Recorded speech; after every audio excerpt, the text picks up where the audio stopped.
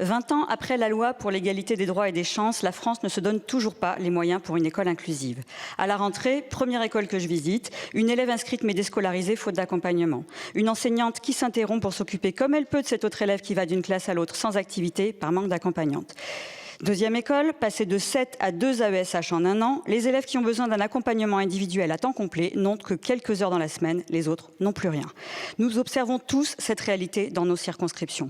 Or, la pénurie d'accompagnantes n'est pas une fatalité, c'est la conséquence directe de conditions de travail indignes pour un métier pourtant essentiel. 98% des AESH sont à temps incomplet imposés avec un revenu nettement inférieur au seuil de pauvreté.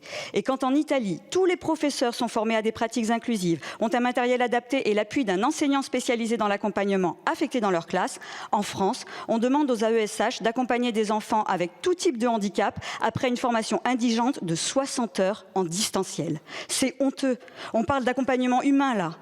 Et enfin, plutôt que de prendre de vraies mesures de professionnalisation, le gouvernement a choisi de gérer la pénurie par la mutualisation des moyens avec les PIAL.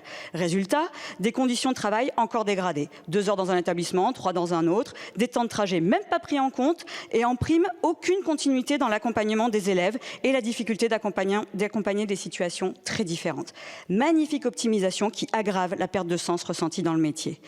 Les solutions, pourtant, on les connaît. Prendre en compte le travail invisible de préparation, d'auto-formation, de coordination avec les enseignants par un temps plein à 24 heures, créer un statut de fonctionnaire avec une formation digne de ce nom et des perspectives d'évolution, réduire les effectifs des classes pour permettre une différenciation pédagogique. C'est le sens de la proposition de loi de Nadège Abo-Mangoli et Muriel Lèvreau. Madame la ministre, avec quels arguments refusez-vous ces mesures de bon sens en dehors d'arguments budgétaires à courte vue?